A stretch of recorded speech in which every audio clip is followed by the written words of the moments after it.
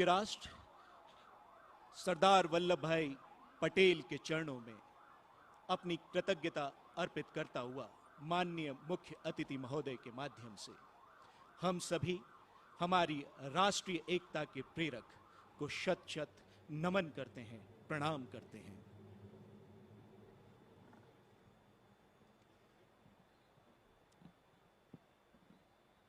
और अब parade commander द्वारा माननीय मुख्य अतिथि महोदय को परेड की रिपोर्ट दी जाएगी। धरा हिला गगन सजा, नदी बहा पवन चला, विजय तेरी ज्योति सी जल जला। भुजा भुजा फड़क फड़क, रक्त में धड़क धड़क, धनुष उठा प्रहार कर, तू सबसे पहला वार कर। अग्नि सी धधक धधक, हिरन सी सजग सजग, सिंह सी दहाड़ कर, शंख सी पुकार कर।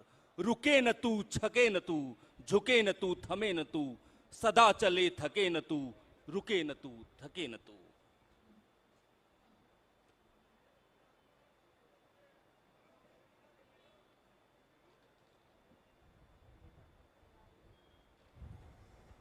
आज की परेड के परेड कमांडर श्री नीरज मीना, उप कमांडेंट केंद्रीय रिजर्व पुलिस बल ने माननीय मुख्य अतिथि महोदय को परेड की रिपोर्ट दी एवं उनसे परेड निरीक्षण का आग्रह किया।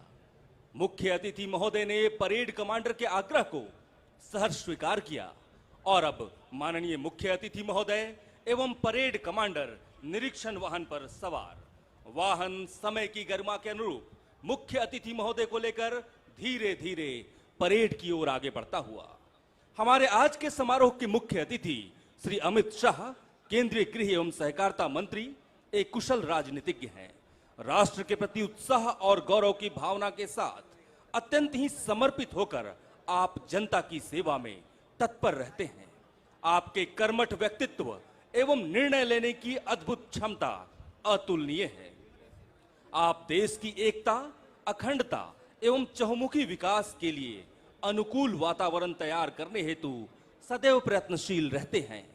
छात्र जीवन से ही आप समाज एवं व्यक्ति को केंद्र मानकर सेवा करते आ रहे हैं। बतौर गृह एवं सहकारिता मंत्री आपके द्वारा उठाए गए अनेकों कदम राष्ट्र निर्माण में विशेष स्थान रखते हैं। आपकी संगठनात्मक कार्य कुशलता एवं नेतृत्व क्षमता का परिणाम है कि आज 74वीं हैदराबाद मुक्ति संग्राम दिवस के अवसर पर भारी संख्या में मौजूद जनता आपके निर्णय की सराहना हेतु यहां उपस्थित है। The inspection vehicle is heading towards smartly dressed contingents, their heads held high in honor and respect for the chief guest. निरीक्षण वाहन आज की परेड टुकड़ियों के समक्ष पहुंचता हुआ धीरे धीरे अग्रसर समारोह की गरिमा के अनुरूप सजा सवरा। निरीक्षण वाहन आज की परेड की पहली टुकड़ी के समक्ष रैपिड एक्शन फोर्स में शामिल वीरांगनाओं की, जिसका नेतृत्व कर रही हैं श्रीमती स्वाति तांडले, सहायक commandant.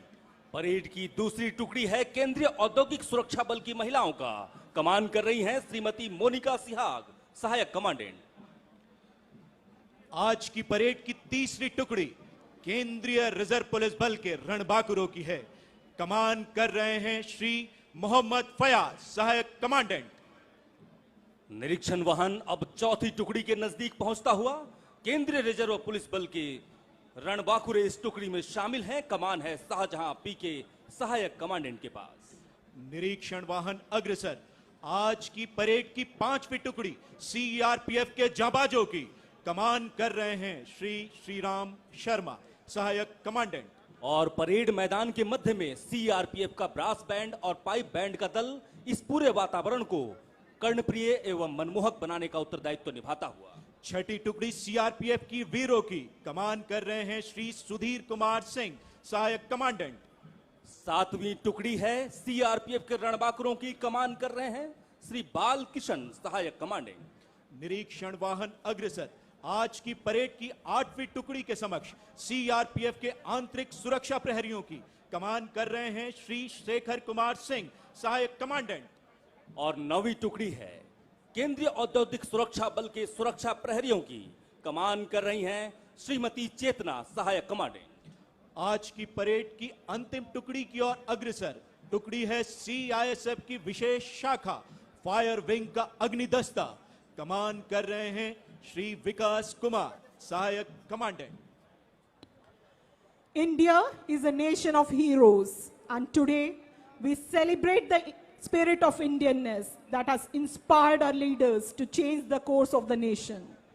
Inspired by the selfless sacrifices of their companions and predecessors, these brave soldiers stand before you, ever ready to serve their motherland. गर्व से लहराता तिरंगा इस मैदान की भव्यता को और बढ़ा रहा है। माननीय मुख्य अतिथि महोदय की उपस्थिति ने इस परेड मैदान में एक भारत श्रेष्ठ भारत के संकल्प को जीवंतता प्रदान की है। सरदार पटेल के सिद्धांतों को आत्मसात करके माननीय मुख्य अतिथि महोदय ने जिस महायज्ञ का प्रण किया है, उसमें राष्ट्र का प्रत्येक नागरिक अपना सर्वोच्च योगदान देने हेतु तैयार है। हमें गर्व है, अभिमान है कि हम सब भारत हैं, हम सब में भारतीयता है। हमारा संकल्प है भारत जो जग में प्रसिद्ध हो, जिसमें हमारा। सभी टुकड़ियों के निरीक्षण के बाद निरीक्षण वाहन पुनः पहुंचता हुआ मंच के नजदीक। आज हमारे लिए अत्यंत ही गर्व का विषय है कि हैदराबाद मुक्ति संग्राम परेड के इस शुभ अवसर पर माननीय मुख्य अतिथि महोदय हमारे बीच उपस्थित हैं।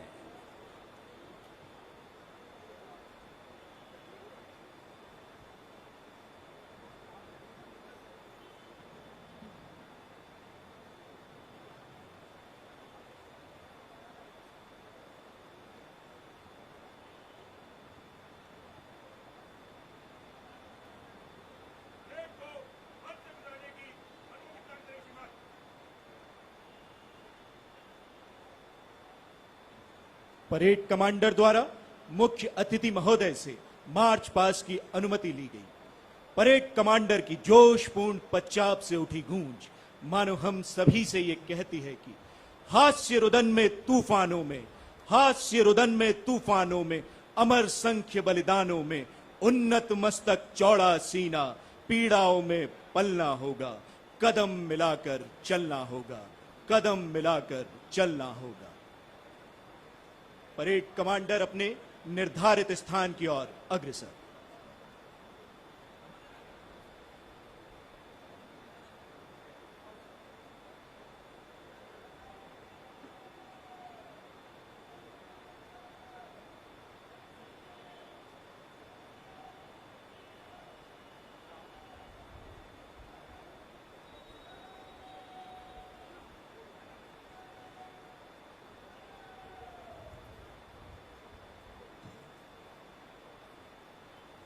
परेड कमांडर एवं परेड द्वितीय कमान अधिकारी परेड के शीर्ष की ओर बढ़ते हुए, आपके निरंतर बढ़ते हुए कदम यहां उपस्थित हर रणवीर के मन में यही भाव पैदा कर रहे हैं कि दो आदेश फूक दूं श्रृंगी, दो आदेश फूक दूं श्रृंगी, उठे प्रभाती राग महान, तीनों काल ध्वनित हो स्वर में, जागे सुप्त भुवन के प्राण।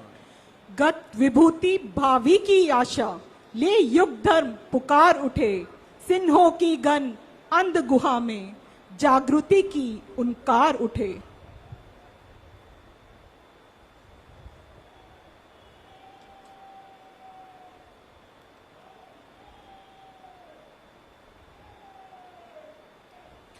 अश्वमेध की रणभेरी के साथ विजय का शंखनाद करते हुए ये जवान निकल पड़े हैं अपनी गौरव गाथा की महिमा के सौंदर्य से परेड स्थल को चमकाने हेतु। लय, ताल, चमकता भाल लिए ये जवान अपनी वर्दी का मान बढ़ाते हुए ये संदेश दे रहे हैं कि अमन के ये पहरेदार देश पर कभी आंच नहीं आने देंगे। ये वो रणबांकुरे हैं जो मातृभूमि की रक्षा के लिए अपने प्राणों को न्यौछावर करते हुए तनिक भी संकोच नहीं करेंगे।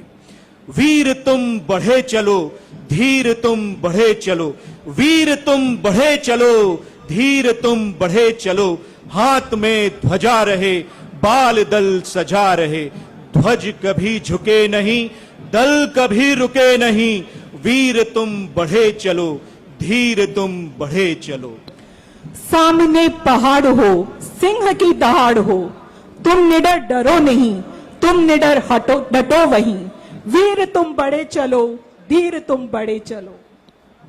राष्ट्र के प्रति संपूर्ण समर्पण, जीत का निश्चय, गर्व से उन्नत मस्तक, अपनी क्षमता, प्रशिक्षण और योग्यता पर पूर्ण विश्वास और बुलंद हौसले के साथ केंद्रीय रिजर्व पुलिस बल और केंद्रीय औद्योगिक सुरक्षा बल के कार्मिक मंच के नजदीक पहुंचते हुए सबसे आगे हैं परेड कमांडर श्री नीरज मीना।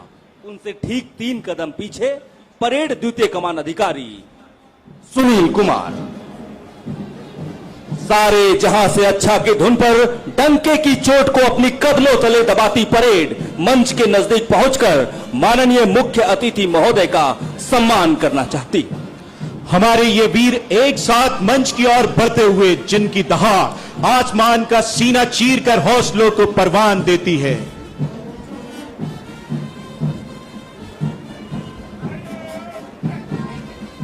बड़े ही जोश के साथ अभिवादन किया परेड कमांडर परेड 2IC और पहली टुकड़ी के कमांडर स्वाति तांडले सहायक कमांडेंट ने। ये CRPF की महिलाएं हैं।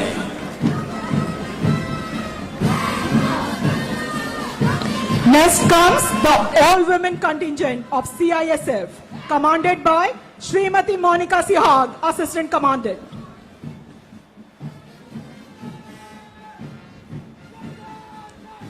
कंधे से कंधा मिलाकर कर्म गौरव से सीना ताने मंच के समक्ष सलामी प्रस्तुत करता तीसरा दस्ता CRPF के रणबांकुरों का कमान कर रहे हैं श्री मोहम्मद फयाज, सहायक कमांडेंट।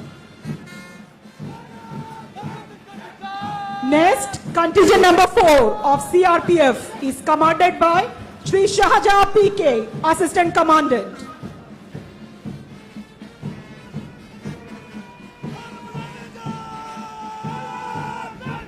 मस्तक पर शौर्य की आभा लिए जोशीली कदम से आगे बढ़ती हुई 5वीं टुकड़ी CRPF के जंबाजों की कमान कर रहे हैं श्री श्रीराम मीना, सहायक कमांडेंट।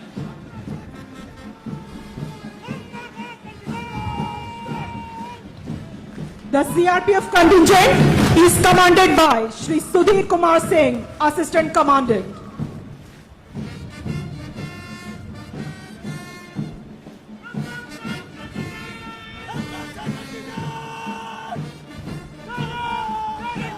कंधे से कंधा मिलाकर जोशपूर्ण कदमों के साथ मंच से गुजरता आज की परेड का 7वां दस्ता कमान है श्री बाल किशन, सहायक कमांडेंट के पास।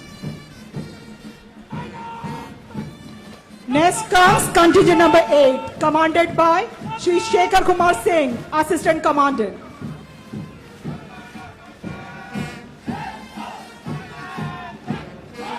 सुरक्षा एवं संरक्षण के सजीव प्रतिरूप, आंखों में स्वर्णिम चमक लिए मंच के समक्ष सलामी प्रस्तुत करता CISF के सुरक्षा प्रहरियों का दस्ता कमान है श्रीमती सेना के पास। अग्निशमन में दक्ष जोशीली कदम ताल करता मंच से गुजरता CISF की विशेष शाखा फायर विंग का अग्निशमन दस्ता कमान कर रहे हैं श्री विकास कुमार, सहायक कमांडेंट। और अब आ गई विश्व की सर्वोत्तम जंगल वारफेयर में दक्ष सुरक्षा बटालियन कोबरा के कमांडोज। वीर पराक्रमी जयी के साथ जंगल के विजेता हम, घातक प्रहार करते हम।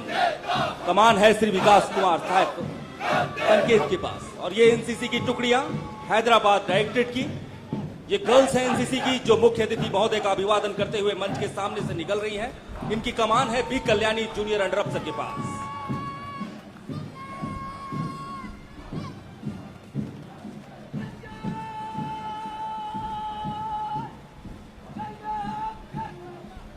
बड़े ही जोश के साथ कैडेट कैप्टन रमेश ने अभिवादन किया NCC, आर्मी, एयरफोर्स और नेवी विंग के साथ कुल 75 कैडेट मुख्य अतिथि महोदय का अभिवादन करते हुए मंच के सामने से।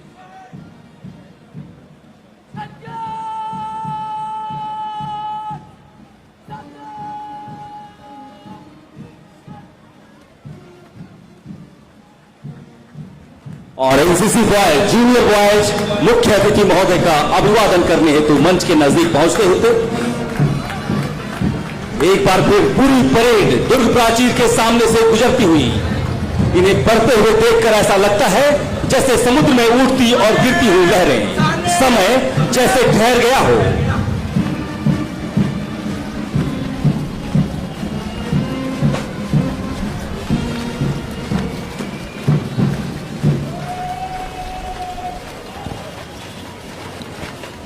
बहुत ही शानदार परेड, बेहतरीन मार्च पास्ट।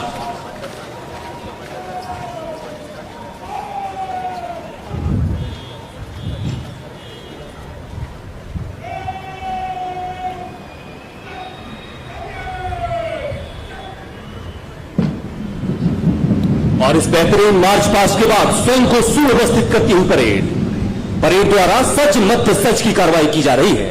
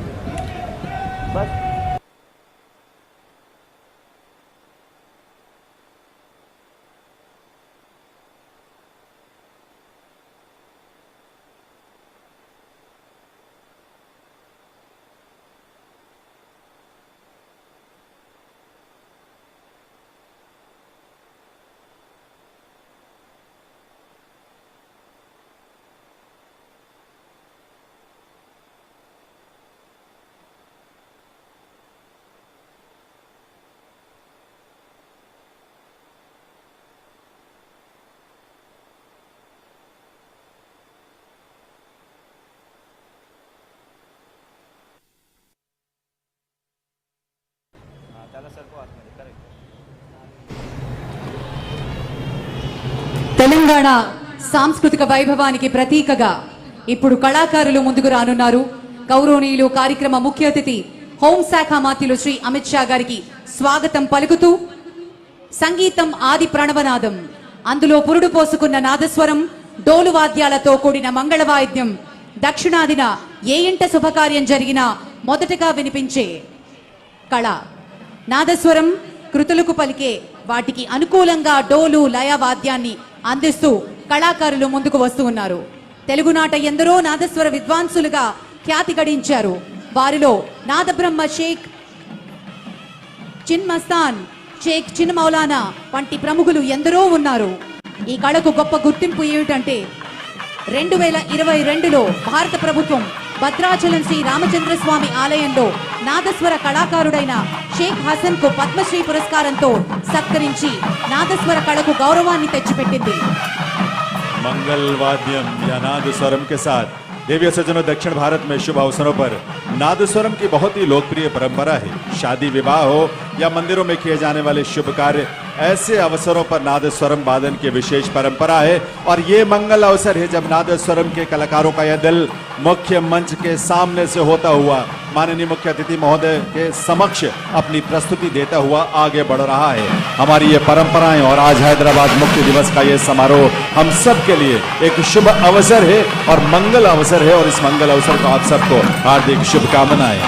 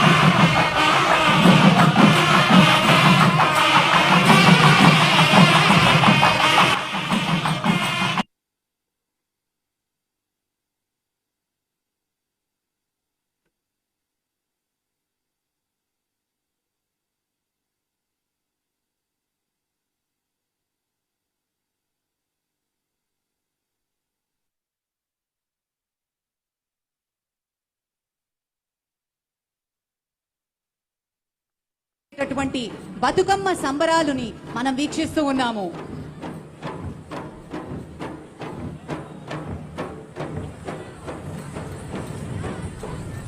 बतुकामा तेलंगाना की एक बहुत ही आकर्षक नृत्य परंपरा जिसे महिलाएं मिलकर करती हैं। वर्षा ऋतु के समापन और शरद ऋतु के आगमन से पहले तेलंगाना में बातुकम्मा फेस्टिवल का आयोजन किया जाता है और इस अवसर पर विशेष रूप से ये नृत्य किया जाता है देवियों सज्जनों। ఆ తర్వాత వస్తున్న కళాకారులు కొమ్మ కోయ నృత్యం ఆదివాసుల ఆదిమ కాలానికి ఆధునిక యుగానికి వారధులుగా కనిపిస్తారు. అలాంటి గిరిజన తెగకు చెందిన కోయవారు చేసే కొమ్మ కోయ నృత్యం అడవి అందాలకు సాక్షిభూతంగా కనిపిస్తుంది. తల మీద అడవి దున్న కొమ్ములతో చేసినటువంటి కిరీటాన్ని, దానిపై నెమలిని ధరిస్తారు. మెడలో డోలు వేసుకుని వాయిస్తూ అడుగులు వేసుకుంటూ ముందుకు వస్తూ ఉన్న కళాకారులకు గట్టిగా చప్పట్లతోటి అభినందనలు తెలియజేసుకుందాం. कोया डांस तेलंगाना का हमारा जनजातीय नृत्य सींग से बनी पगड़ी और उस पर मोर पंख की छटाई से बहुत ही आकर्षक बना देती है। कोया जनजाति के लोग खम्मम जिले के दुर्गम जंगलों और पहाड़ियों में रहते हैं और अपनी परंपराओं का अनुपालन इस रूप में करते हैं। खुशी और उल्लास का यह अवसर है। आज हैदराबाद मुक्ति संग्राम का ये शुभ अवसर और इस अवसर पर अपनी प्रस्तुति मुख्य अतिथि महोदय के समक्ष उन्होंने रखा है।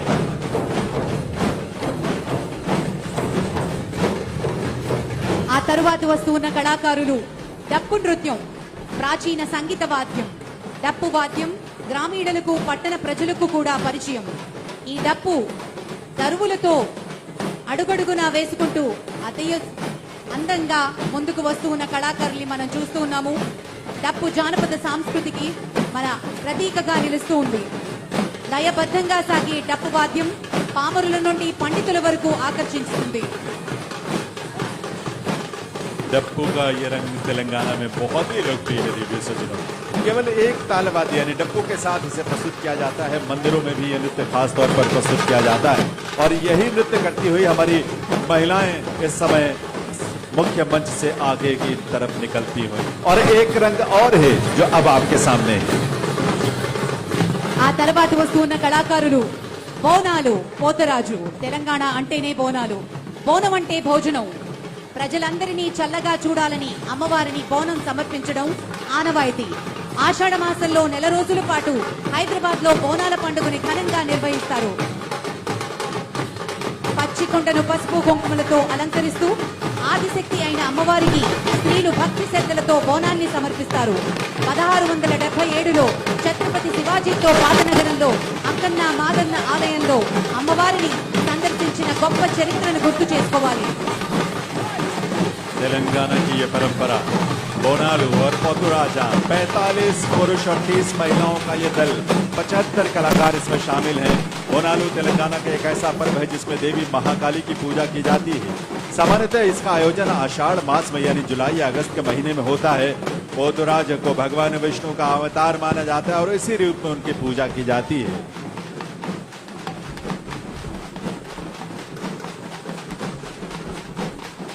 అడుగడుగునా ముందుకు వేసుకుంటూ వస్తున్న కళాకారులు డప్పు నృత్యం కళాకారులు.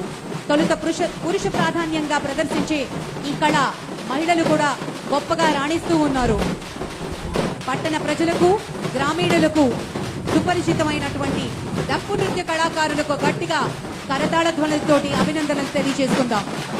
तेलंगाना के सबसे लोकप्रिय और जोशीले नृत्यों में से एक तेलंगाना के लोक और ग्रामीण जीवन में डप्पू का बहुत विशेष स्थान है। इस समय 75 ऐसे कलाकारों का दल तेलंगाना के डप्पू की प्रस्तुति सलामी मंच के सामने देता हूँ।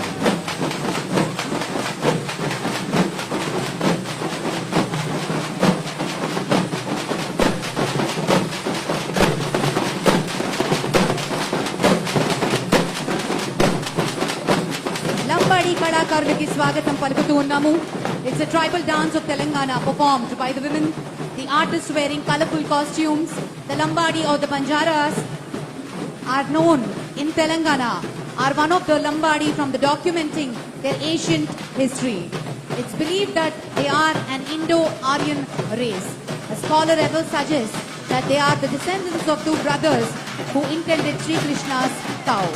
Banjaras, Lambada కళాకారులకు గట్టిగా చప్పట్లతోటి అభినందనలు. लंबाड़ी की ये प्रस्तुति लंबाड़ी समुदाय या जिन्हें बंजारा भी कहा जाता है तेलंगाना के बहुत ही प्रसिद्ध जनजातीय नृत्यों में से एक है जो महिलाओं द्वारा किया जाता है। नृत्य करने वाली महिलाएं रंग बिरंगे बहुत ही सुंदर आकर्षक परिधानों में सजी धजी इस नृत्य को बड़े उल्लास के साथ करती हैं। तेलंगाना का लंबाड़ी 75 महिलाओं की ये प्रस्तुति।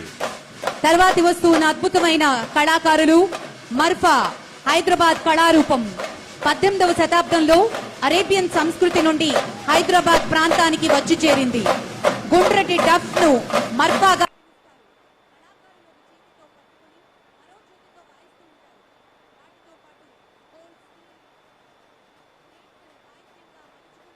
లయబద్ధంగా వాయించడం మర్ఫా ప్రత్యేకత. ఈ కళ సూఫీ సాంప్రదాయంలో ఇముడ్చుకుని తన అస్తిత్వాన్ని చాటుకుంటుంది. మర్ఫా కళాప్రియులకు వివాహాలు ఊరేగింపుల్లో ప్రధానంగా మన కింగ్కోటి బార్కాస్ కి చెందినటువంటి ఈ కళారూపానికి గట్టిగా చప్పట్లతోటి అభినందనలు తెలియజేద్దాం. तेलंगाना का मारफा बैंड 75 कलाकारों का ये दल, जिसे हदेराम मारफा भी कहते हैं, इसके संगीत का स्रोत मूलतः यमन का हदरामी क्षेत्र है। ये रंग है हमारे हैदराबाद का विशेष।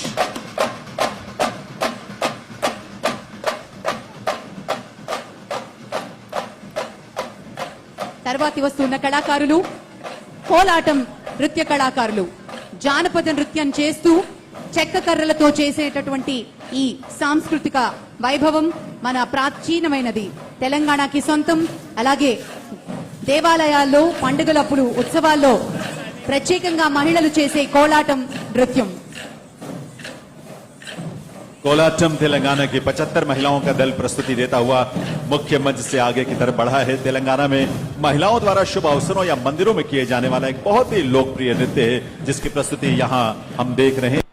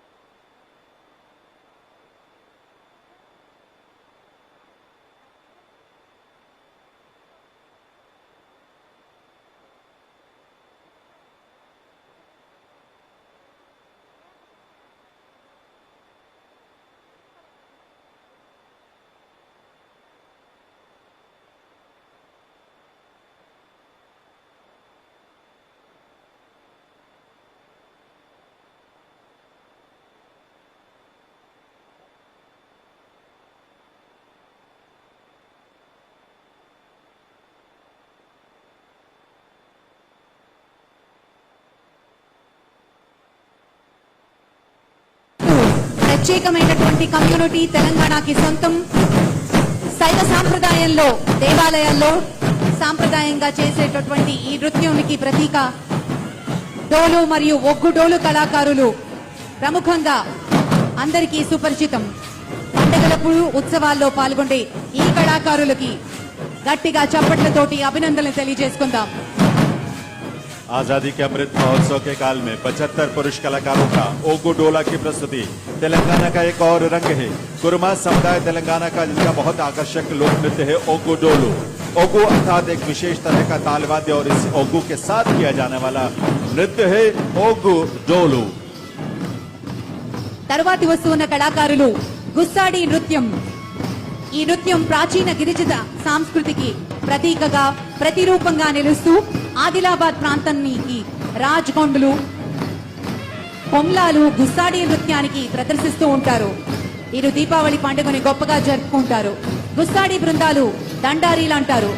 వీరు గిరిజన సంగీత వాయిద్యాలను వాయిస్తూ ఒక్కొక్క గ్రామానికి అతిథులుగా సందర్శిస్తూ ఉంటారు.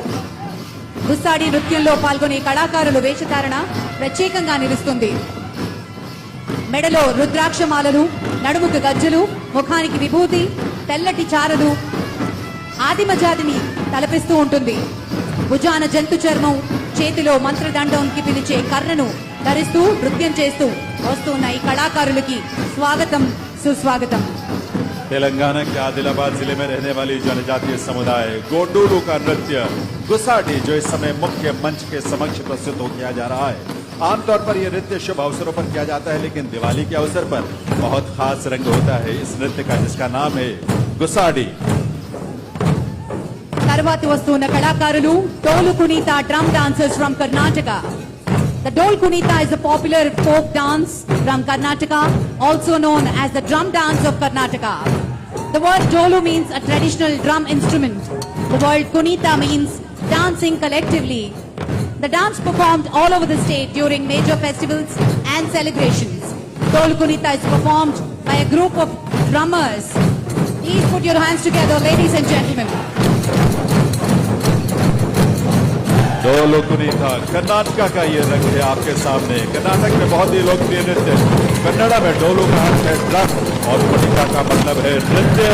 वही रंग है आपके सामने। 75 पुरुष कलाकार और साथ में महिलाएं भी 25। डोलो कुनीता की ये प्रस्तुति कर्नाटका से।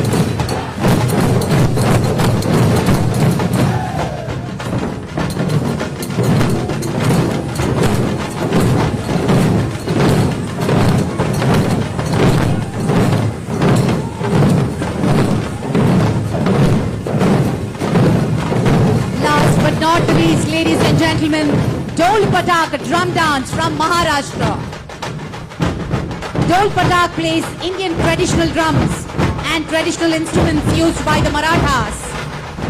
Dol Tasha Pataks are invited to perform on joyous occasions like Shobha Yatra, Gudi Padwa, weddings, traditional welcome to all the guests. Please put your hands together, ladies and gentlemen. Dol Patak, a drum dance, all the way from Maharashtra.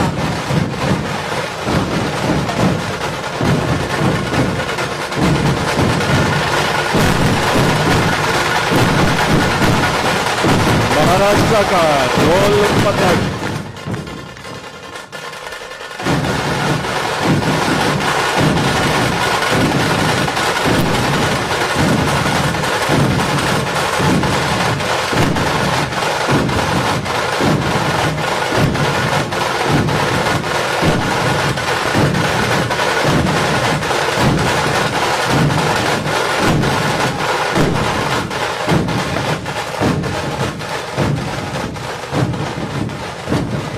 Ladies and gentlemen, that was the Dol Patak drum dance all the way from Maharashtra. Please give them a huge round of applause. Thank you so much. Azadi ka Amrit Mahotsav lo bhaganga Hyderabad Liberation Day ni Angaranga Vaibhavanga parade grounds lo jarupukuntuna శుభతరుణం గౌరవనీయులు కార్యక్రమ ముఖ్య అతిథి హోంశాఖ మంత్రులు శ్రీ అమిత్ షా గారికి స్వాగతం సుస్వాగతం। महाराष्ट्र के ढोल पथक की यह प्रस्तुति महाराष्ट्र में शुभ अवसर पर जिसे किया जाता है। ढोल पथक का यह दल महाराष्ट्र के नागपुर से आया है, जिसने अभी हाल ही में दिल्ली में सेंट्रल विस्टा के उद्घाटन अवसर पर माननीय प्रधानमंत्री महोदय के समक्ष भी अपनी प्रस्तुति दी थी।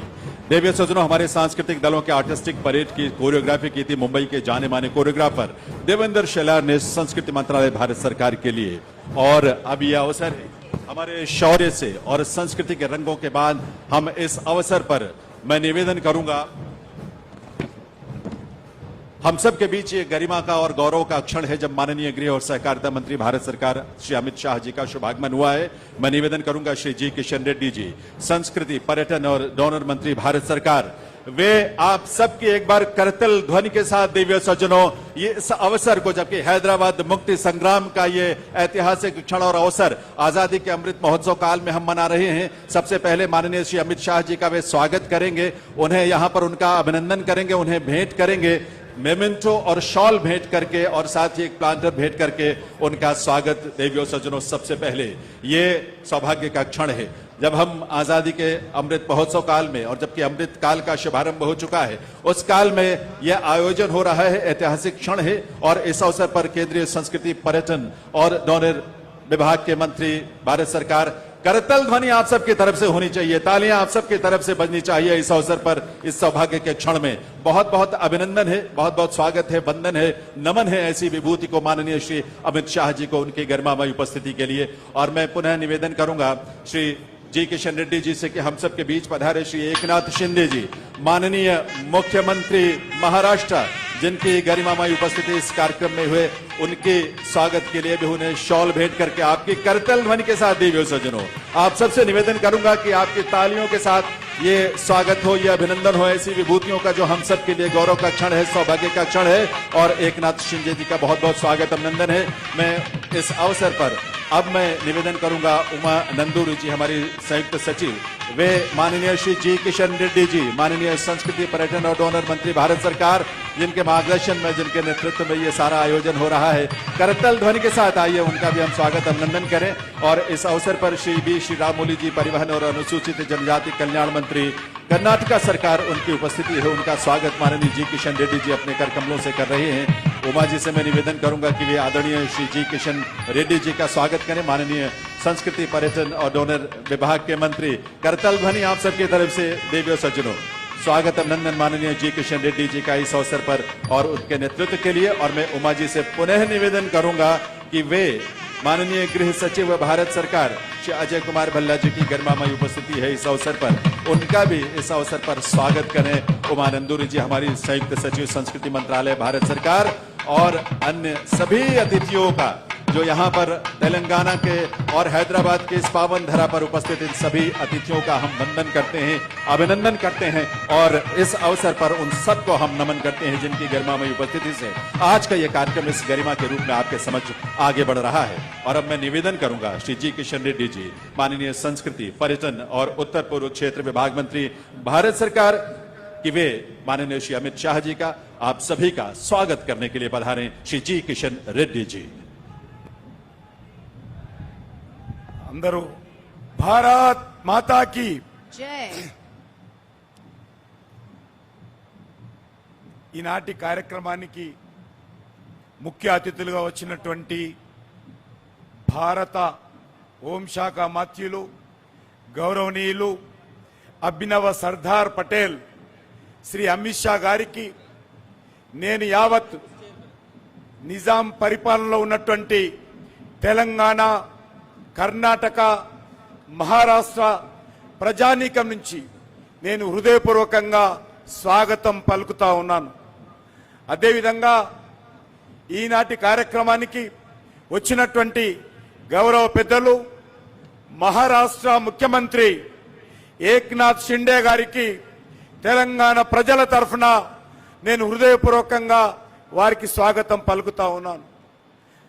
అదేవిధంగా కర్ణాటక రాష్ట్రానికి సంబంధించినటువంటి గౌరవ మంత్రివర్యులు శ్రీరాములు గారు, ట్రాన్స్పోర్ట్ అండ్ ఎస్టీ వెల్ఫేర్, వారికి తెలంగాణ ప్రజల తరఫున నేను హృదయపూర్వకంగా స్వాగతం పలుకుతా ఉన్నాను.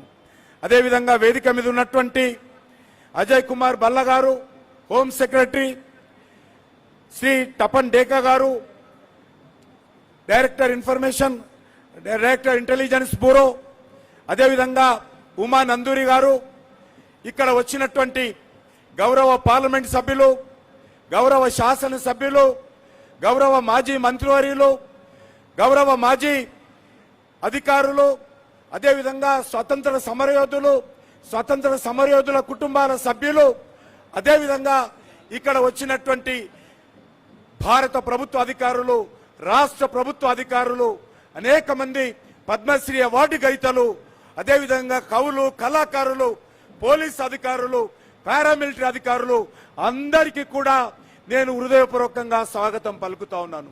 అనేక విద్యా సంస్థల నుంచి విద్యార్థులు వచ్చారు, అనేక సంస్థల నుంచి కవులు, కళాకారులు వచ్చారు. వాళ్ళందరికీ కూడా స్వాగతం పలుకుతా ఉన్నాను. 75 సంవత్సరాలుగా ఎదురు చూసినటువంటి రోజు మా యొక్క హైదరాబాద్ సంస్థానంలో ఏ నిజాం పరిపాలన అయితే అనేక రకాలుగా హత్యాకాండకు, దమనకాండకు, నియంత్రిత పరిపాలనకు బలైపోయినటువంటి ప్రజలున్నారో, ఎవరైతే నిజాం పరిపాలనకు వ్యతిరేకంగా పోరాటం కొనసాగించి అమరవీరులయ్యారో, ఎవరైతే స్వతంత్ర సమరయోధులు పోరాటం చేశారో వాళ్ళందరికీ ఆత్మలు శాంతి చేకూరాలి. ఎవరైతే స్వర్గస్థులయ్యారో, అదేవిధంగా తెలంగాణ ప్రజలు 4 కోట్ల మంది ప్రజలు 1000 కళ్ళతో ఎదురు చూశారు.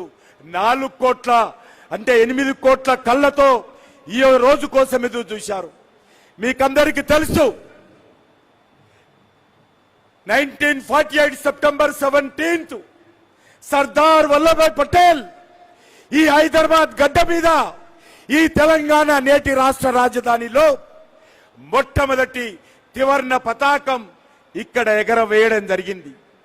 సరిగ్గా 74 సంవత్సరాల తర్వాత ప్రభుత్వ పరంగా ఈనాటి హోంమంత్రి ఆనాటి హోంమంత్రి సర్దార్ వల్లభాయ్ పటేల్ 1948 సెప్టెంబర్ 17న 3 రంగుల జెండా ఎగరేస్తే 75 సంవత్సరాల తర్వాత ఈనాటి హోంమంత్రి అమిత్ షా గారు ఈ గడ్డ మీద ఈ సెప్టెంబర్ 17th 3 రంగుల జెండా ఎగరేసినటువంటి అభినవ సర్దార్ పటేల్ అమిత్ షా గారు, నేను ఈ ప్రజానీకం తరఫున భారత ప్రధానమంత్రి నరేంద్ర మోడీ గారికి నేను హృదయపూర్వకమైనటువంటి ధన్యవాదాలు తెలియజేసుకుంటున్నాను. వారి అనుమతితో భారత ప్రభుత్వము ఈ కార్యక్రమాన్ని అత్యంత వైభవంగా ఎవరైతే అమరవీరులయ్యారో వాళ్ళకు నివాళులు అర్పిస్తూ, వాళ్ళకు శ్రద్ధాంజలి అర్పిస్తూ, ఎవరైతే స్వతంత్ర సమరయోధులు ఉన్నారో వాళ్ళకి స్వాగతం పలుకుతూ, వాళ్ళకు ధన్యవాదాలు తెలియజేస్తూ, ఎవరైతే తెలంగాణ ప్రజలు ఉన్నారో వాళ్ళందరికీ ఈరోజు పండుగ రోజు. अमित शाह जी, आपसे निवेदन करना चाहता हूं, 1948 सितंबर 17 को जबकि गृह मंत्री सरदार वल्लभ भाई पटेल जी ने इस हैदराबाद की धरती पर निजाम को झुकाकर, निजाम को हराकर तिरंगा झंडा 1948 सितंबर 17 को लहराया था. आज 75 इयर्स के बाद आज का गृह मंत्री आपने इस धरती पर तिरंगा लहराया 17 सितंबर को. मैं तेलंगाना का जनता के ओर से, महाराष्ट्र के और कर्नाटक के निजाम के राज में जो जिला थे उनका जनता के ओर से आदरणीय प्रधानमंत्री को, आदरणीय गृह मंत्री को, केंद्र सरकार को, आज हमारा एक तेलंगाना जनता का बहुत खुशी की बात है. आज अलग अलग लोग इस कार्यक्रम के लिए बहुत साल से हम वेट किया है, చాలా సంవత్సరాల నుంచి ఎదురు చూశాము. లగ్భగ్ 25 సంవత్సరాల నుంచి మేము దీనికోసం పోరాటం చేశాము, జైళ్ళకి వెళ్ళాము. అనేక రకాలుగా మేము ఈ పోరాటంలో ఎవరైతే స్వతంత్ర సమరయోధులు ఆ రోజు పోరాటం చేశారు వాళ్ళ ఆశలు సఫలీకృతం కావాలని ఈ సెప్టెంబర్ 17 అధికార పూర్వకంగా ఈ హైదరాబాద్ విమోచన ఉత్సవాలు నిర్వహించాలని అనేక త్యాగాలు చేశాము. మీకు అందరికీ తెలుసు, స్వర్గీయ పెద్దలు అనేక మంది ఈ కార్యక్రమం కోసం ఎన్నో రకాలుగా మీకు అందరికీ తెలుసు. సర్దార్ వల్లభాయ్ పటేల్ ఆ రోజు పోలీస్ యాక్షన్ ఈ తెలంగాణ గడ్డ మీద మిలిటరీని పంపించి నిజాం సైన్యంతో రజాకర్లతో ఆ రోజు పోరాటం చేసి ఈ గడ్డ మీద మరి త్రివర్ణ పతాకం ఎగరవేయకపోతే నిజాం ఏమన్నాడు, ఆ రోజు రజాకర్లు ఏమన్నారు, ఈ హైదరాబాద్ స్వతంత్రంగా ఉంటుంది, అవసరమైతే పాకిస్తాన్తో కలుస్తాం తప్ప మేము భారతదేశంలో కలవమని చెప్పి భారతదేశం మీదనే యుద్ధం ప్రకటించాడు. అనేక వందల గ్రామాలలో, అది బైరాన్ పల్లి కావచ్చు, పరకాల కావచ్చు, అనేక గ్రామాలలో ప్రజలు అనేక రకాల పోరాటాలు చేశారు. అనేక రకాలుగా నిజాం యొక్క రజాకారుల యొక్క ప్రైవేట్ సైన్యం ఏదైతుండేదో దాని దౌర్జన్యాలతో, అత్యాచారాలతో అనేక రకాలుగా అన్యాయానికి గురయ్యారు, స్వర్గస్థులయ్యారు, బలిదానమయ్యారు.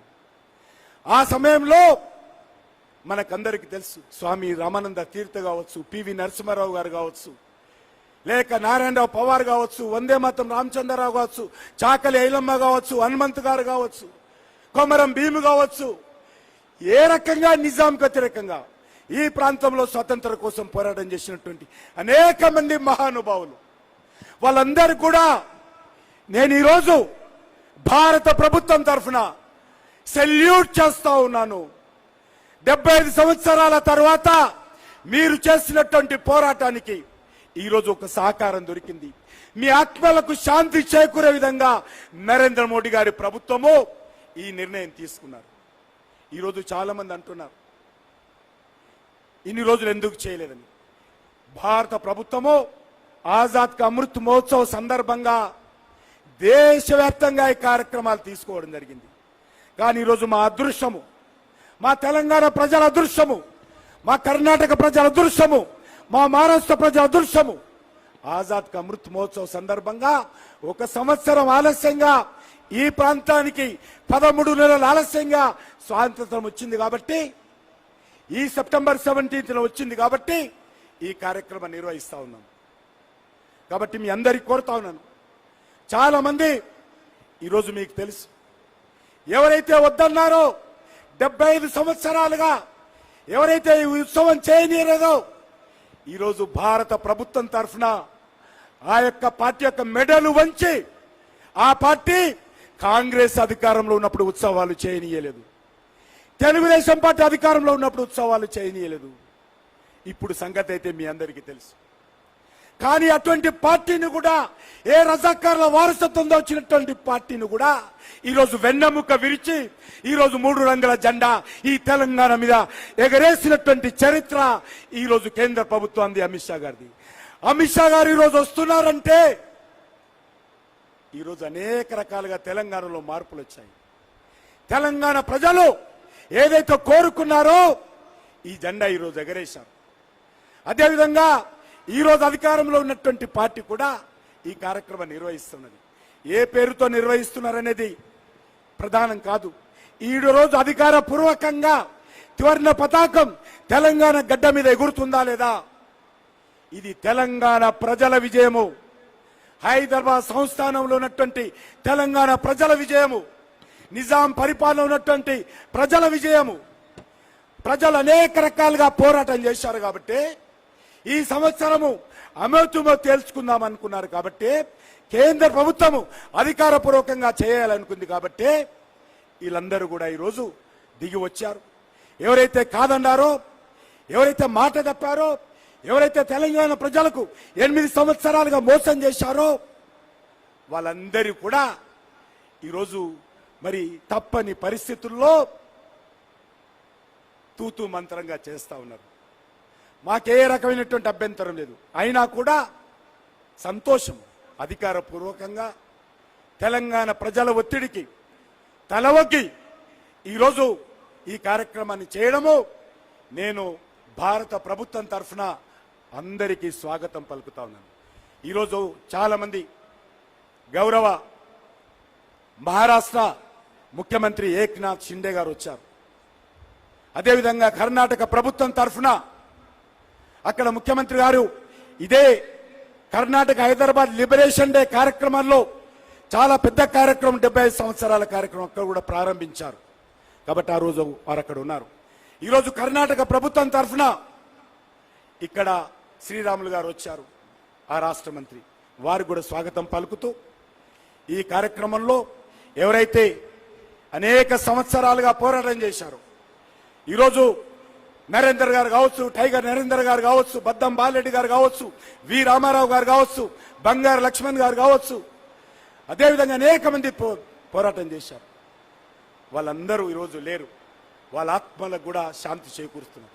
ఎవరైతే స్వతంత్ర సమరయోధులు ఉన్నారో, ఎవరైతే స్వర్గస్థులయ్యారో, మీ ఆత్మలందరికీ శాంతి చేకూరాలని నేను భగవంతుని ప్రార్థిస్తున్నాను. వాళ్ళ పోరాటాలకు భారత ప్రభుత్వం తరఫున సల్యూట్ చేస్తా ఉన్నాను. వాళ్ళ కుటుంబ సభ్యులకు సల్యూట్ చేస్తా ఉన్నాను. ఏ నిజాం వ్యతిరేకంగా ఏ రకమైనటువంటి అద్భుతమైనటువంటి బ్రహ్మాండమైనటువంటి పోరాటం చేశారో వాళ్ళకు సల్యూట్ చేస్తూ సెలవు తీసుకుంటున్నాను. భారత్ మాతాకి. చరిత్ర మనకి ఎన్నో నేర్పిస్తుంది. ఆ చరిత్రని ఎప్పటికీ గుర్తుంచుకోవాలి. చనిపోతామని తెలిసి కూడా పోరాటం చేసేవాళ్లే సైనికులు. హైదరాబాద్ కోసం ఎంతో మంది కృషి చేసిన వారి త్యాగాన్ని గుర్తు చేసి స్ఫూర్తి నింపిన గౌరవనీయులు కిషన్ రెడ్డి గారికి కృతజ్ఞతలు. देवी सज्जनों, अब मैं निवेदन करूंगा कर्नाटका के परिवहन और अनुसूचित जनजाति कल्याण मंत्री श्री बी श्रीरामुलु जी से कि वे अपने संबोधन के लिए पधारें.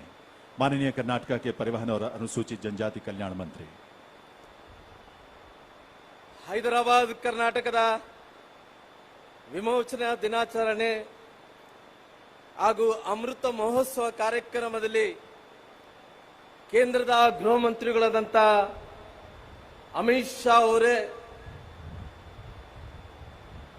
ಕೇಂದ್ರದ ಮಂತ್ರಿಗಳು ಸ್ನೇಹಿತರಾದಂಥ ಕಿಶನ್ ರೆಡ್ಡಿ ಅವರೇ, ಮಹಾರಾಷ್ಟ್ರದ ಮುಖ್ಯಮಂತ್ರಿಗಳಾದಂಥ ಏಕನಾಥ್ ಶಿಂದೆ ಅವರೇ, ಈ ಕಾರ್ಯಕ್ರಮದಲ್ಲಿ ಭಾಗವಹಿಸಿದಂಥ ಎಲ್ಲ ಹಿರಿಯ ಅಧಿಕಾರಿಗಳೇ, ಜನಪ್ರತಿನಿಧಿಗಳೇ, ಈ ಭಾಗದ ಮಾಧ್ಯಮದ ಸ್ನೇಹಿತರೆ, ಅನೇಕ ಹೋರಾಟಗಾರರೇ ಮತ್ತು ಈ ಕಾರ್ಯಕ್ರಮದಲ್ಲಿ ಭಾಗವಹಿಸಿದಂಥ ಎಲ್ಲ ಕಲಾವಿದರೇ, ಹೈದರಾಬಾದ್ ಕರ್ನಾಟಕದ ವಿಮೋಚನಾ ದಿನಾಚರಣೆ ಹಾಗೂ ಅಮೃತ ಮಹೋತ್ಸವ ಕಾರ್ಯಕ್ರಮದಲ್ಲಿ ಈ ದಿನ ನಾವೆಲ್ಲರೂ ಕೂಡ ಭಾಗವಹಿಸಿರುವಂಥದ್ದು ಒಂದು ಸುದಿನ ಅಂತೇಳಿ ನಾನು ತಿಳ್ಕೊಂಡಿದ್ದೇನೆ. 1947ರಲ್ಲಿ ಆಗಸ್ಟ್ 15ರಂದು ಭಾರತಕ್ಕೆ ಸ್ವಾತಂತ್ರ್ಯ ಸಿಕ್ಕಿತ್ತು. ಆ ಸ್ವಾತಂತ್ರ್ಯ ಸಿಕ್ಕಿದಂತ ಸಂದರ್ಭದಲ್ಲಿ ದೇಶ ಎಲ್ಲ ಕೂಡ, ಭಾರತ ಎಲ್ಲ ಕೂಡ ಕುಣಿದು ಕುಪ್ಪಳಿಸಂತ ಸಂದರ್ಭದಲ್ಲಿ ಈ ಹೈದರಾಬಾದ್ ಕರ್ನಾಟಕ ಭಾಗ ಅಂದ್ರೆ, ನಾನು ಕರ್ನಾಟಕದ ರಾಜ್ಯದಿಂದ ನಮ್ಮ ಹೈದರಾಬಾದ್ ಕರ್ನಾಟಕ ಜಿಲ್ಲೆಗಳಲ್ಲಿ ಅದೇ ರೀತಿಯಲ್ಲಿ ಹೈದರಾಬಾದ್ ಸೇರಿಕೊಂಡು ಸುಮಾರಾಗಿ ಈ ಭಾಗದಲ್ಲಿ ಆ ಸಂಭ್ರಮವನ್ನು ನಾವು ಆಚರಣೆ ಮಾಡ್ಲಿಕ್ಕೆ ಆಗ್ಲಿಲ್ಲ. ಸುಮಾರಾಗಿ ಭಾರತ ದೇಶದಲ್ಲಿ ಸುಮಾರಾಗಿ 565 ಸಂಸ್ಥಾನಗಳು ಇವತ್ತು ಭಾರತದ ಒಕ್ಕೂಟಕ್ಕೆ ಸೇರ್ತಾವ. 3 ರಾಜ್ಯಗಳು ಮಾತ್ರ ಒಕ್ಕೂಟಕ್ಕೆ ಸೇರಲ್ಲ. ಜುನಾಗಢ ಮತ್ತು ಜಮ್ಮು ಕಾಶ್ಮೀರ ಮತ್ತು ಹೈದರಾಬಾದ್ ಸಂಸ್ಥಾನ ಅವತ್ತು ದರ್ಪದಿಂದ ಮರೀತಾ ಇದ್ರು.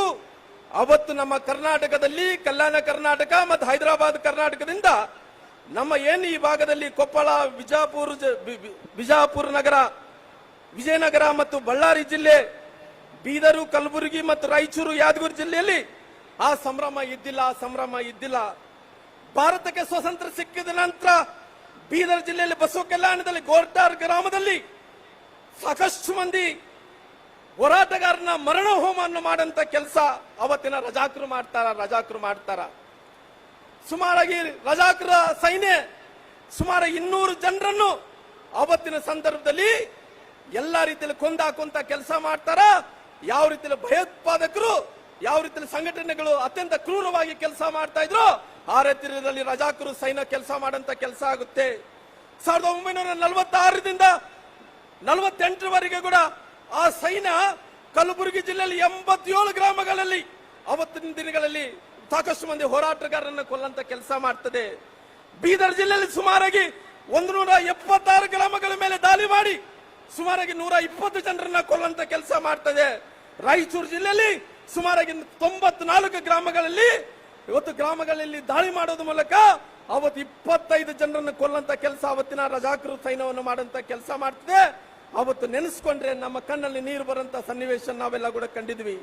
ಅವತ್ತಿನ ರಜಾಕರ ಸಂಘಟನೆಗಳು ಯಾವ ರೀತಿಯಲ್ಲಿ ಮಾಡ್ತಿದ್ವಿ ಅಂದ್ರೆಗಿನ ಇಲ್ಲಿದ್ರೆ ಅವತ್ತಿನ ದಿನಗಳಲ್ಲಿ ಕಾಟೋ, ಲೂಟೋ, ಬಾಟೋ ಅನ್ನಂತ ವ್ಯವಸ್ಥೆ ಹಿಡ್ಕೊಂಡು ಅವತ್ತಿನ ರಜಾಕರು ಸಾಕಷ್ಟು ದೌರ್ಜನ್ಯಗಳನ್ನು ಮಾಡೋದ್ ಮೂಲಕ, ಮಕ್ಕಳನ್ನು ಕೊಲ್ಲೋದ್ ಮೂಲಕ, ಮಹಿಳೆಯರನ್ನು ಕೊಲ್ಲೋದ್ ಮೂಲಕ, ದ್ರಾಕ್ಷಿಕರನ್ನು ಕೊಲ್ಲೋದ್ ಮೂಲಕ ಅನೇಕ ರೀತಿಯಲ್ಲಿ ದೌರ್ಜನ್ಯವನ್ನು ದಬ್ಬಾಳಿಕೆ ಮಾಡಂತ ಕೆಲಸ ರಜಾಕರು ಮಾಡ್ಕೊಂತ ಬಂದ್ರು. ಆ ಸಂದರ್ಭದಲ್ಲಿ ಗಟ್ಟಿಯಾಗಿ ಆಪರೇಷನ್ ಪೋಲೋ ಅನ್ನಂತ ಹೆಸರಿನ ಮೇಲೆ ಉಕ್ಕಿನ ಮನುಷ್ಯ ಆದಂತ ಅವತ್ತಿನ ಸರ್ದಾರ್ ವಲ್ಲಭಾಯ್ ಪಾಟೀಲ್ ಅವರು ಸೆಪ್ಟೆಂಬರ್ ತಿಂಗಳಲ್ಲಿ 1948ರಲ್ಲಿ 17ರಲ್ಲಿ ಪೊಲೀಸರ ಕಾರ್ಯಾಚರಣೆ ಮೂಲಕ ಅವತ್ತಿನ ದಿನಗಳಲ್ಲಿ ನಿಜಾಮರ ಸೈನಿಕರನ್ನು ಬಗ್ಗುಪಡಿಸೋದ್ ಮೂಲಕ ಈ ಭಾಗಕ್ಕೆ ಸ್ವಾತಂತ್ರ್ಯವನ್ನು ತಂದುಕೊಡುವಂತ ಕೆಲಸ ಮಾಡಿದ್ರು. ಸುಮಾರಾಗಿ ಇವತ್ತು 74 ವರ್ಷಗಳ ನಂತರ ಭಾರತದ ಸರ್ದಾರ್ ವಲ್ಲಭಾಯ್ ಪಾಟೀಲ್ ಯಾವ ರೀತಿಯಲ್ಲಿ ಉಕ್ಕಿನ ಮನುಷ್ಯ ಅದೇ ರೀತಿಯಲ್ಲಿ ಉಕ್ಕಿನ ಮನುಷ್ಯ ಆದಂತ ಅಮಿತ್ ಶಾ ಅವರು ಇವತ್ತು ಬಂದು ಇವತ್ತು ಹೈದರಾಬಾದ್ನಲ್ಲಿ ಇವತ್ತು ವಿಮೋಚನೆ ದಿನಾಚರಣೆಯನ್ನು ಮಾಡಿಕೊಂಡಂತ ಕೆಲಸ ಮಾಡ್ತಾ ಇದ್ದಂತ ನಮ್ಮೆಲ್ಲರೂ ಕೂಡ ಕರ್ನಾಟಕ, ಮಹಾರಾಷ್ಟ್ರ, ಇವತ್ತು ಆಂಧ್ರ ಪ್ರದೇಶ ಜನರಿಗೆ ಒಂದು ಸಂಭ್ರಮ ಅಂತ ಹೇಳಿ ತಿಳ್ಕೊಂಡಿದ್ದೀನಿ. ಹೈದರಾಬಾದ್ ಕರ್ನಾಟಕ, ಹೈದರಾಬಾದ್ ಸಂಸ್ಥಾನ ಭಾರತದ ಒಕ್ಕೂಟದಲ್ಲಿ ಇವತ್ತು ಸೇರಿದಂತ ಅವತ್ತಿನ ದಿನಗಳಲ್ಲಿ ಸಾಕಷ್ಟು ಹೋರಾಟಗಳು ಕೂಡ ನಡೆದು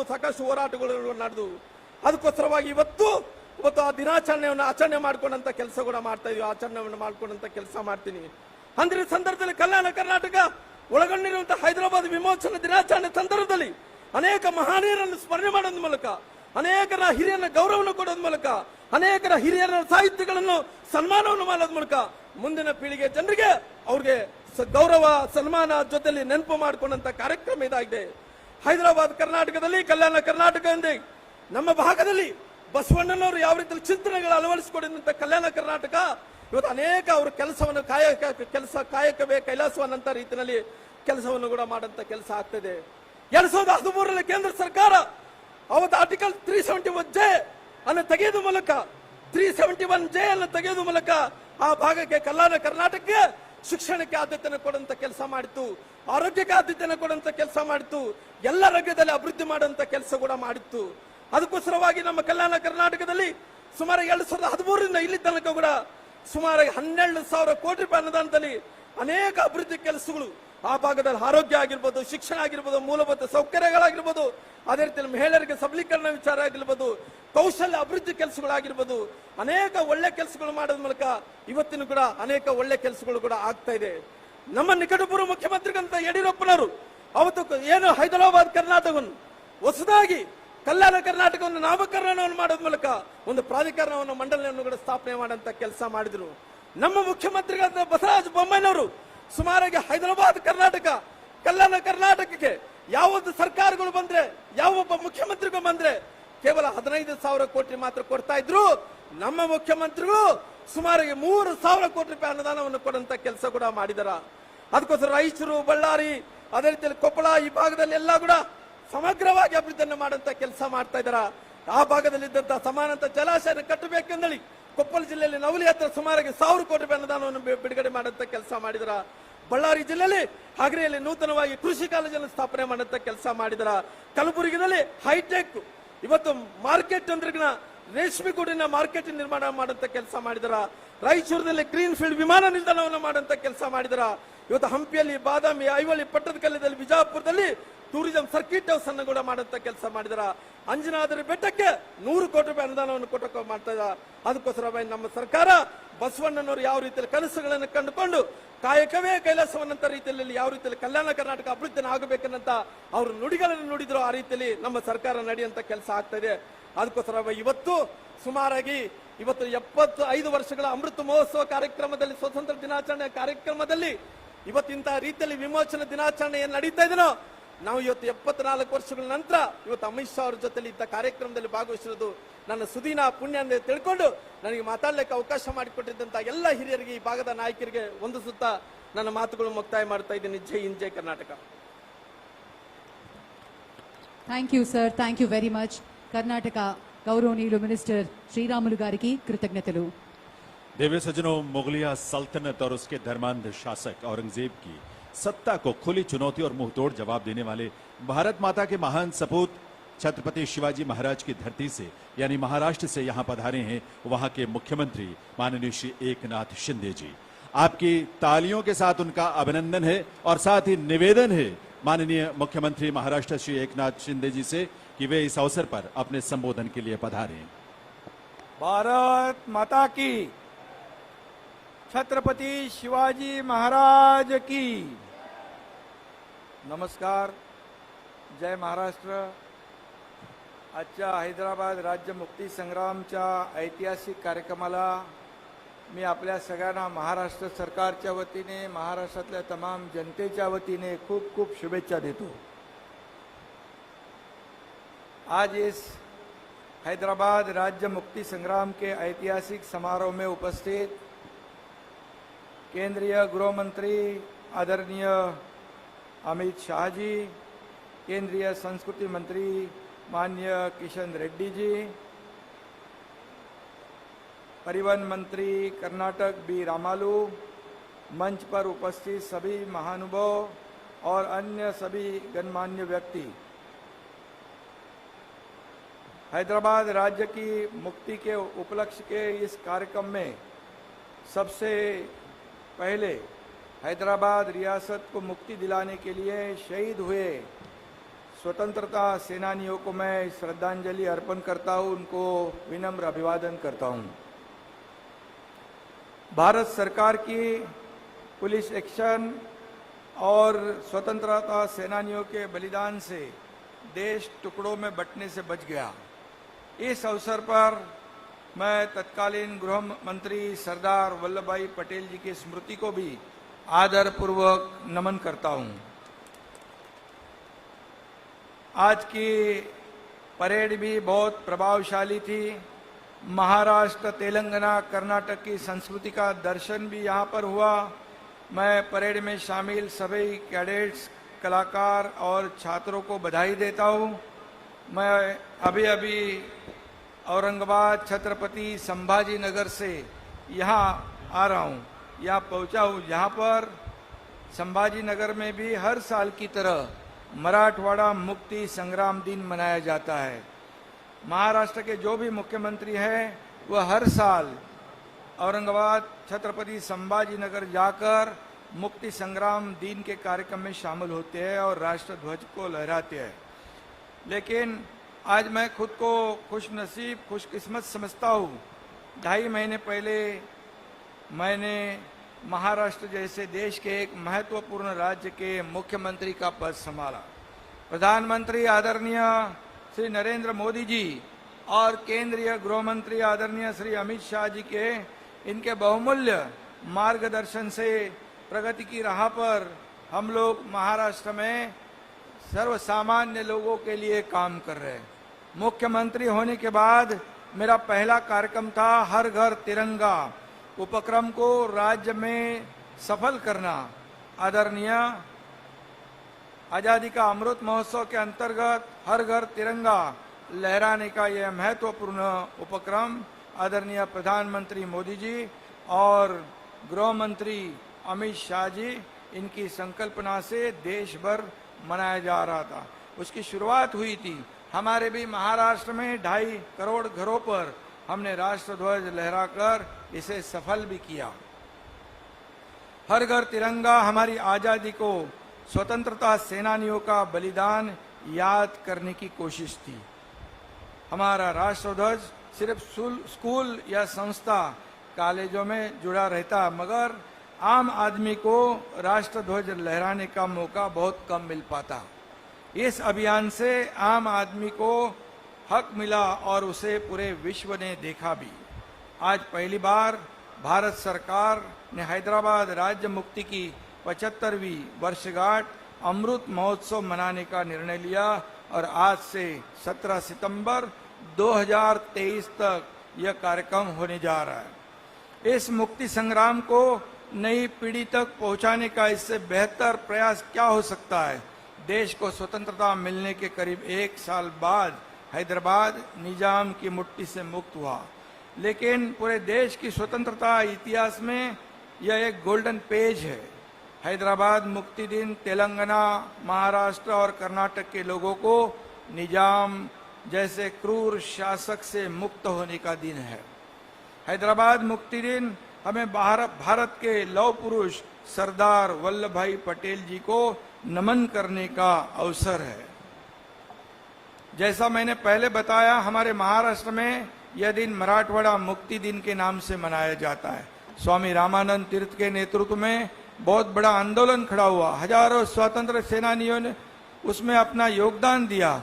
1938 में निजाम शासक के खिलाफ जन आक्रोश बढ़ने लगा और आखिर 1948 में उस वक्त गृह मंत्री तथा लौह पुरुष वल्लभ भाई पटेल जी निजाम के खिलाफ पुलिस एक्शन और भारत देश को एक संग रखने की कोशिश को सफलता उन्होंने दी।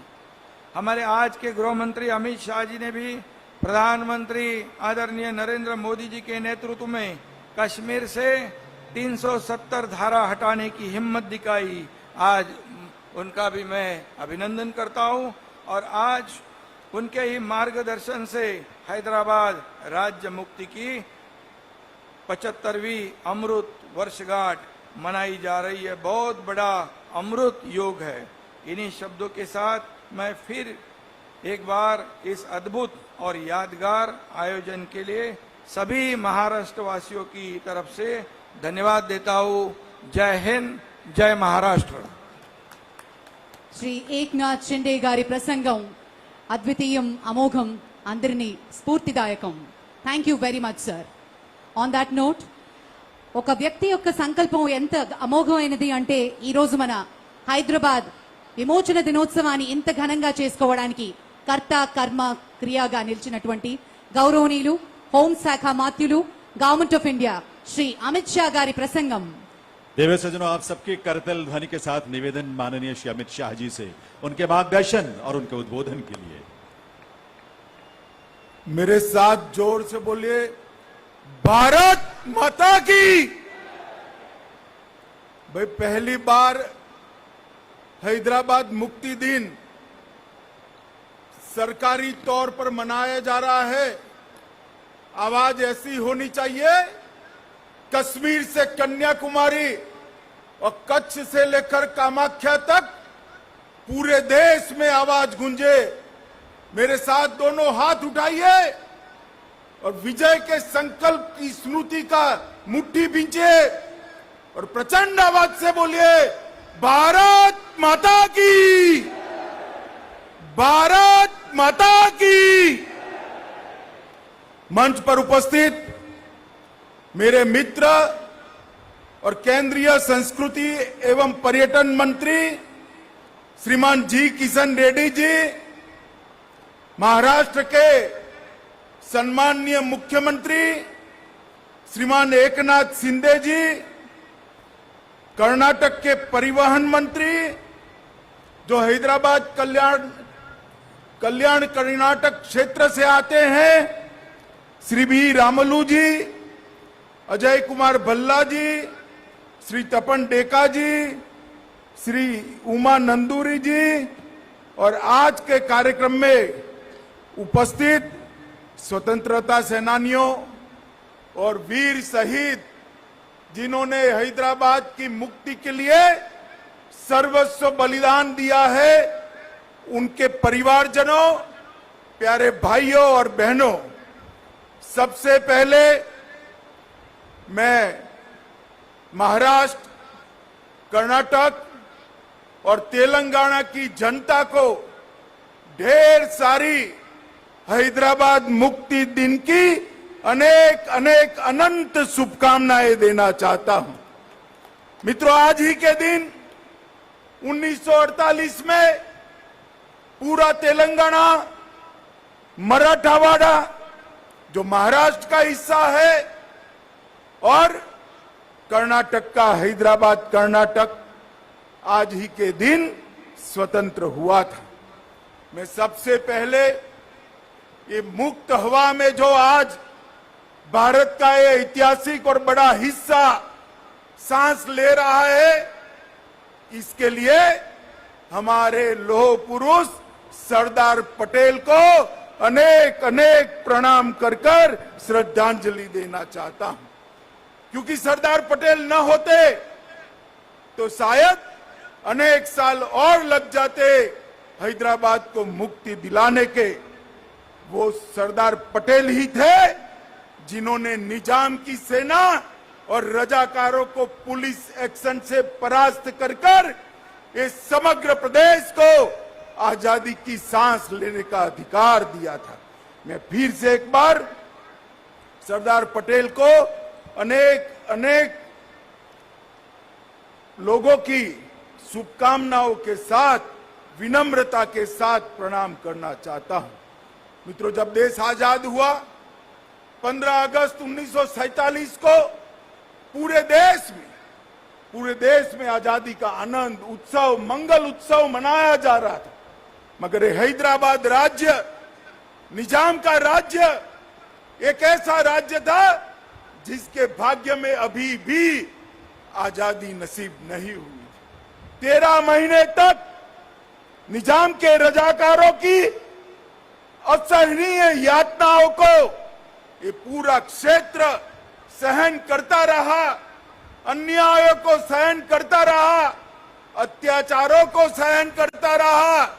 उसके बाद जब सरदार पटेल ने पुलिस एक्शन लिया, तब जाकर ये हमारा तेलंगाना स्वतंत्र हुआ था।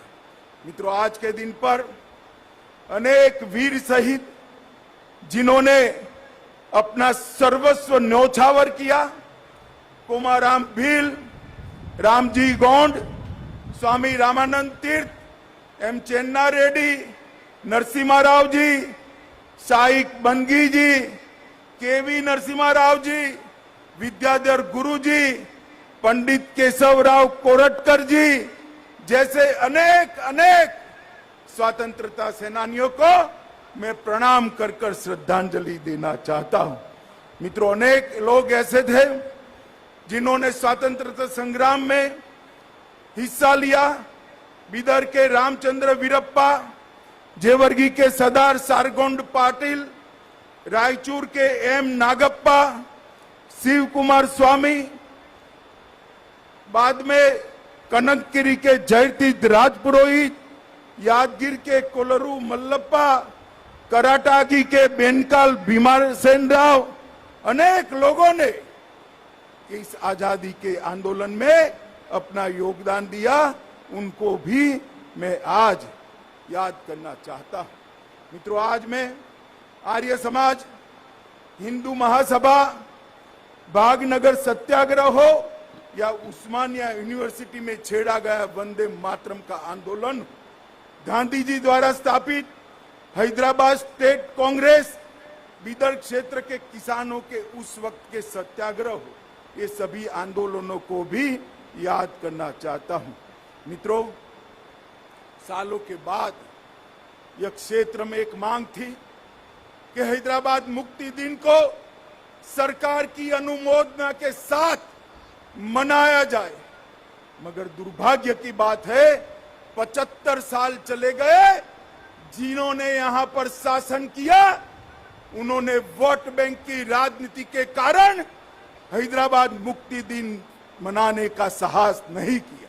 वादे तो अनेक लोगों ने किए, चुनावों में वादे किए, आंदोलनों में वादे किए, मगर सत्ता पर आते ही रजाकारों की भय से पलट गए। आज मैं भारत सरकार के प्रधानमंत्री नरेंद्र मोदी जी को लाख लाख बधाई देना चाहता हूं, जिन्होंने निर्णय किया कि हैदराबाद मुक्ति दिन को मनाया जाएगा। और मुझे आश्चर्य भी नहीं है, आनंद है इस बात का कि जैसे ही मोदी जी ने घोषणा की, अब सब लोग हैदराबाद मुक्ति दिन मनाते तो है, मगर नाम हैदराबाद मुक्ति दिन नहीं देते हैं। अभी भी जहन में डर है। मैं कहना चाहता हूं उन लोगों को, अपने दिल से वो डर उखाड़ कर फेंक दो।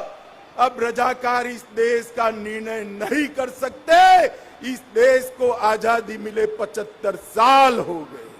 मित्रों, आज मैं फिर से एक बार मोदी जी को बहुत बहुत बधाई देना चाहता हूं, क्योंकि कर्नाटक, महाराष्ट्र और मेरे प्रिय तेलंगाना के सभी जनता की मन की भावना को समझते हुए इन्होंने ये हैदराबाद मुक्ति दिन मनाने का निर्णय किया। मित्रों, आज हैदराबाद मुक्ति दिन मनाने का उद्देश्य बड़ा स्पष्ट है। इस मुक्ति आंदोलन की कहानी को नई पीढ़ी तक पहुंचाना है। मुक्ति संग्राम के नामी अनामी अनेक योद्धाओं को, शहीदों को जनमानस में पुनर्जीवित कर नई पीढ़ी को देशभक्ति की लौ जगानी है। इस संघर्ष गाथा के बारे में मैं चाहूंगा कि पूरे पुराने हैदराबाद स्टेट के आज के तीनों राज्यों के हिस्सों में यूनिवर्सिटी में इस पर रिसर्च हो और अत्याचारों के खिलाफ जो संघर्ष हुआ उसका डॉक्यूमेंटेशन किया जाए और वो डॉक्यूमेंटेशन को न केवल पुराने हैदराबाद स्टेट, देश भर के कोने कोने में पहुंचाकर ये वीरों की वीर गाथा को श्रद्धांजलि दी जाए। हमारी नई पीढ़ी में देशभक्ति की भावना इससे पुनर्जीवित होगी और जिन्होंने भी देश के लिए सब कुछ न्यौछावर किया है वो उनके सम्मान के अधिकारी है, उनको अधिकार मिलेगा। मित्रों, ऑपरेशन पोलो का निर्णय महान सरदार पटेल ने, लोक पुरुष सरदार पटेल ने ढेर सारी कठिनाइयों के बावजूद लिया था, क्योंकि वो जानते थे जब तक निजाम के रजाकारों को परास्त नहीं करते, हैदराबाद स्टेट को आजाद नहीं करते, अखंड भारत का स्वप्न पूरा नहीं हो सकता। भारत के मध्य में ही इतना बड़ा हिस्सा अगर अपने आप को स्वतंत्र मानकर अत्याचारी शासन करता है तो महात्मा गांधी का स्वतंत्र भारत का स्वप्न कभी पूरा नहीं हो सकता। के मुंशी और सरदार पटेल ये दोनों ने, मुंशी जी ने एजेंट जनरल ए नाटे रिपोर्ट ली और माउंटबेटन के थर्ड डोमिनियन की परिकल्पना को विच्छेद करते हुए सरदार पटेल ने यहां पुलिस सेक्शन लिया और हमारा ये हिस्सा आजाद हुआ। मित्रों, 13 सितंबर से 17 सितंबर 109 घंटे तक अनेक वीर यहां पर शहीद हुए। मैं अभी अभी उन वीरों के शहीद स्मारक को श्रद्धांजलि देकर यहां आया हूं। मित्रों, रजाकारों ने अपना डर खड़ा करने के लिए ढेर सारे नए नए कानून लगाए, चाहे विधायी का अधिकार हो, निजाम की निजी संपत्ति को निजी घोषित करना हो, सार्वजनिक कार्यक्रमों पर पाबंदी लगानी हो, हिंदुओं को मफूसा और गैर मफूसा के जमीन के अधिकार के कानून से अन्याय करना हो, महान तेलुगु, कन्नड़ और मराठी भाषा पर आक्रमण कर उर्दू माध्यम में ही शिक्षा होना ये आदेश करना हो, उद्योगों का निजीकरण करना हो, सरकारी भर्ती में अन्यायी भर्ती करनी हो या सांस्कृतिक आक्रमण करना हो, हर तरह से ये तीनों राज्यों की जनता को कुचलने का एक निकृष्ट प्रयास निजाम और उनके रजाकारों ने किया था, जिनके खिलाफ हमारे लोगों ने आंदोलन किया था और अंततोगत्वा हम विजयी हुए। मित्रों, कई सारे लोगों ने इसके लिए अपनी जान गंवाई। मैं 2-3 घटनाएं जरूर बताना चाहता हूं। परभणी जिले का गुड़ा गांव, जहां एक कुएं में गांव के 300 लोगों को डालकर कुएं को मिट्टी के तेल से आग लगाकर सभी लोगों को जिंदा जला दिया गया था। इसके साथ बीदर जिले के घोटा गांव में जिस तरह महिलाओं को अपमानित किया गया, आज भी हम नहीं भूल सकते। और मैं अभी तेलंगाना में मेरा बूथ प्रवास था, तब गुंडरामपल्ली गया था, वहां पर भी नृशंस हत्याकांड हुआ था। नरसिम्हा राव जी ने उसको दक्षिण के जलियांवाला बाग के नाम से स्वीकृति देने का काम किया था।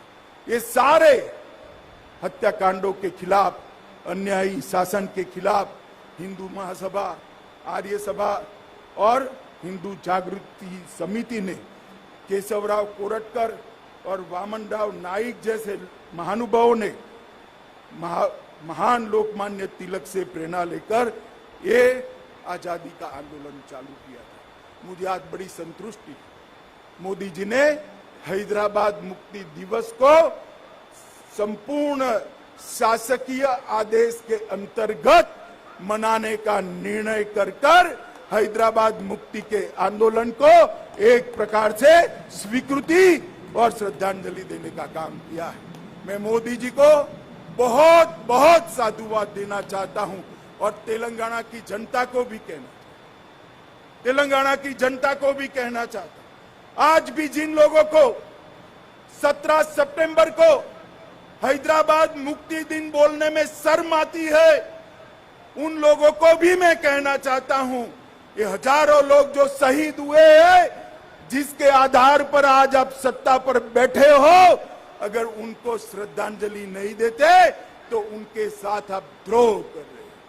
तेलंगाना की जनता को भी मैं कहना चाहता हूं, ये महान तेलंगाना राज्य की रचना जिस उद्देश्य से हुई, सत्ता पर बैठकर उद्देश्यों को जो भूल जाते हैं, जनता ने उनको नहीं भूलाना चाहिए।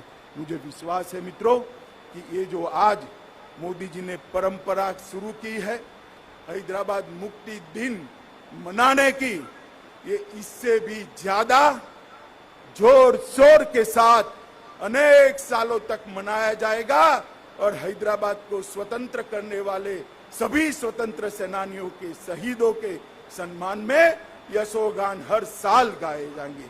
मैं फिर से एक बार पुराने हैदराबाद राज्य के आज के तीनों राज्य कर्नाटक, महाराष्ट्र और तेलंगाना के पूरा राज्य के सभी नागरिकों को हैदराबाद मुक्ति दिन की बहुत बहुत बधाई देना चाहता हूं और इनको विश्वास दिलाना चाहता हूं।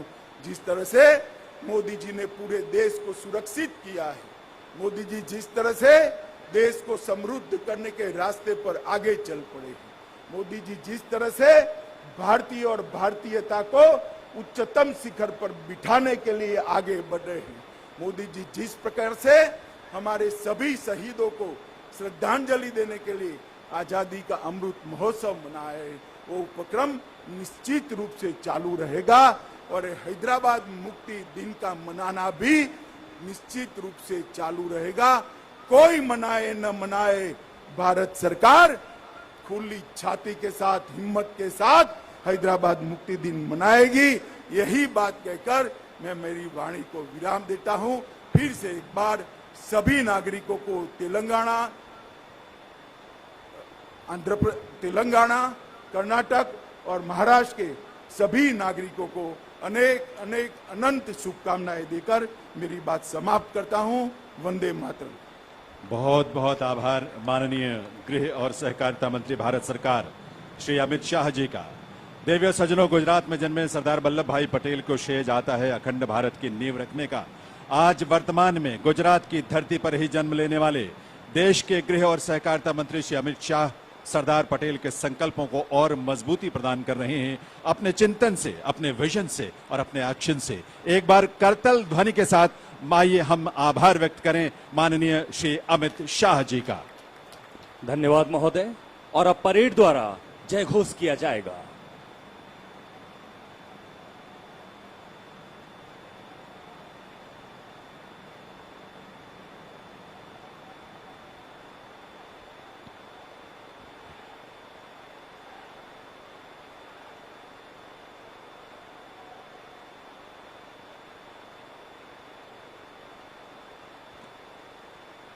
परेड में शामिल सभी कमांडर अपने क्रिच को वापस अपने स्थान पर रखते हुए और कुछ ही क्षणों में इस भव्य परेड का विसर्जन होने वाला है।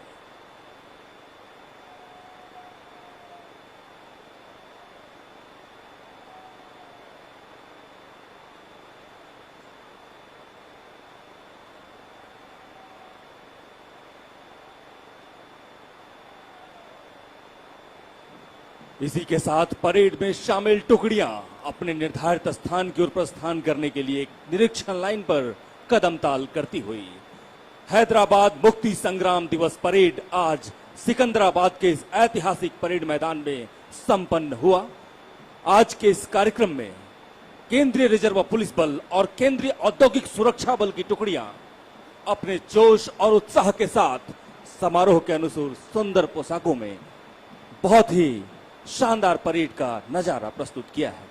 గౌరవనీయులు శ్రీ అమిత్ షా జీ ఎంతో మంది స్వాతంత్ర సమర యోధుల కృషి పట్టుదల త్యాగానికి ఫలితంగా హైదరాబాద్ కి విమోచన లభించిన శుభతరుణం ఒక ప్రతిష్టాత్మకమైనటువంటి దినోత్సవాన్ని పురస్కరించుకుని విచ్చేసిన ఆ స్వాతంత్ర సమర యోధులని కలుస్తూ ఉన్నారు గౌరవనీయులు శ్రీ అమిత్ షా గారు। వారికి శాలువతోటి మెమెంటో తోటి చిరు సత్కారాన్ని అందిస్తున్నారు। सीआरपीएफ बैंड द्वारा बजाई जा रही धुन जहां डाल डाल पर सोने की चिड़िया करती है बसेरा, ये भारत देश है मेरा, ये भारत देश है मेरा। केंद्रीय रिजर्व पुलिस बल भारत की आंतरिक सुरक्षा का मजबूत स्तंभ और आज हैदराबाद मुक्ति संग्राम दिवस की परेड के अवसर पर परेड की टुकड़ियां सीआरपीएफ और सीआईएसएफ के जवानों से मिलकर बनी है। నిజాం మీద బాంబులు వేసి గడగడలాడించిన వారి దగ్గర నుంచి 12 ఏళ్లకే గుర్రాన్నెక్కి తుపాకీ పట్టిన మహిళా స్వాతంత్ర సమర యోధుల సైతం ఎంతో మంది త్యాగానికి ఫలితం మన హైదరాబాద్। వారందరికీ కృతజ్ఞతలు తెలియజేసుకుంటూ సత్కరిస్తున్నారు గౌరవనీయులు హోంశాఖ మంత్రులు శ్రీ అమిత్ షా జీ। जो देश और जिस देश की जनता अपने वीरों को, अपने शहीदों को नमन न करे, उन्हें याद न करे, वो देश कभी अपना अस्तित्व बचाए नहीं रख सकता। भारत की यह परंपरा है, भारत के ये संस्कार हैं, और उसी संस्कार के अभिव्यक्ति माननीय श्री अमित शाह जी के माध्यम से यहां आज इस हैदराबाद मुक्ति दिवस के कार्यक्रम में उन हमारे वीर स्वतंत्रता सेनानियों को नमन करने के रूप में हुआ है, जिन्होंने हैदराबाद की मुक्ति के लिए और देश की एकता और अखंडता के लिए संघर्ष किया, और ऐसे वीरों को नमन करने का संकल्प हम सबका है। भारत सरकार के संस्कृति मंत्रालय की तरफ से माननीय श्री अमित शाह जी का बहुत बहुत आभार आज के इस कार्यक्रम में पधारने के लिए।